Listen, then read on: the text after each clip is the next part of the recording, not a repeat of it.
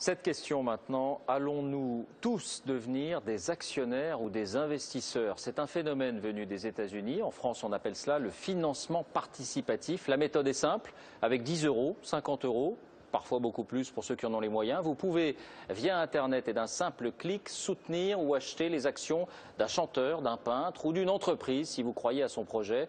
Au départ, c'était presque un amusement. Aujourd'hui, c'est devenu un moyen important de financement pour les jeunes entreprises qui ne trouvent pas d'argent chez leurs banquiers. Enquête Faustine Saint-Géniès, Julien Ababsa.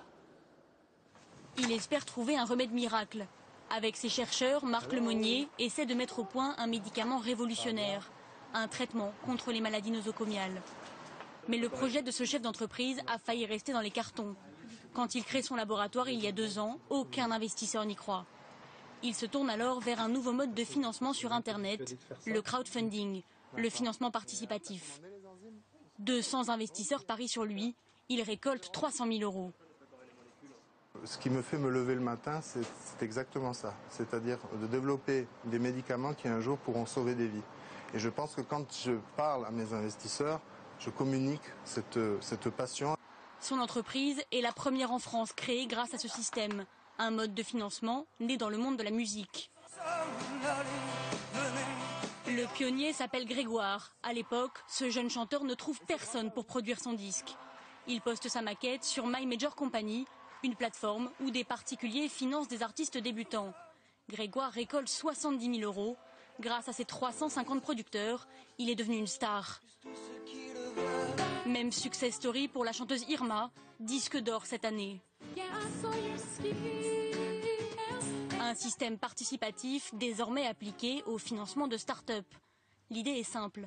Plusieurs internautes choisissent une jeune entreprise qui leur paraît prometteuse. Ils misent chacun entre 100 et 100 000 euros. Grâce à ce financement, la start-up peut voir le jour et développer son activité. En France, on estime que 35 000 internautes ont ainsi financé 15 000 projets pour un montant total de 6 millions d'euros. Parmi eux, Luc Vong. Il a découvert le crowdfunding dans la presse économique. Il a investi dans 5 projets, dont l'entreprise de Marc Lemonnier, qui fait des médicaments contre les maladies nosocomiales.